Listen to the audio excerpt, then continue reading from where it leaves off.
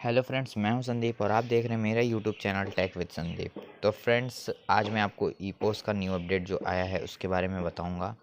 तो फ्रेंड्स, बताने से पहले अगर आपने मेरे चैनल को सब्सक्राइब नहीं किया तो सब्सक्राइब कर लें एंड बेल आइकन को प्रेस कर लें, जिससे मेरे न्यू वीडियोस की लेटेस्ट अपडेट आपको मिलती रहे। तो चलिए वीडियो शुरू करते हैं।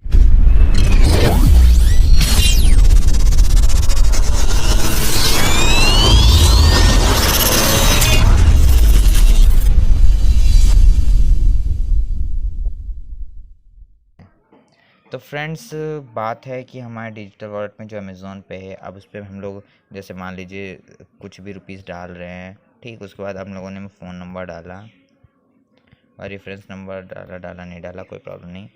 देन हम लोगों ने किया तो हमारे सामने ये लिख के आ रहा है, सब सिस्टम नॉट रजिस्टर्ड।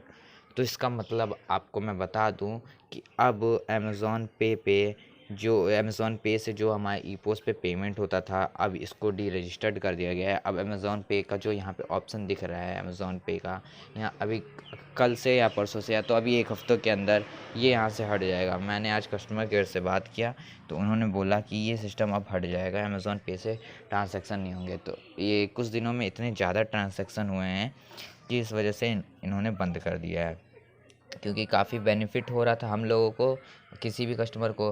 बाकी अमेज़ॉन को काफ़ी लॉस हो रहा था क्योंकि लोग तुरंत पैसे निकाल दे रहे हैं, तो इस वजह से इसको बंद कर दिया गया। तो अब फ्रेंड्स, आप डिजिटल वॉलेट में सिर्फ फ्री रिचार्ज फ़ोन पे एंड एयरटेल मनी से ही पेमेंट ले पाएंगे। बाकी अब किसी वॉलेट से नहीं ले पाएंगे, बाकी और सब ऑन है, अमेज़ॉन पे हट जाएगा। तो उम्मीद करता हूँ फ्रेंड्स आपको मेरी वीडियो समझ में आई होगी। तो फ्रेंड्स, मिलते हैं नेक्स्ट वीडियो में, तब तक के लिए tata bye bye. And channel को सब्सक्राइब कर लें एंड वीडियो को प्लीज़ लाइक कर दें। आप लोग वीडियो को लाइक नहीं करते हैं।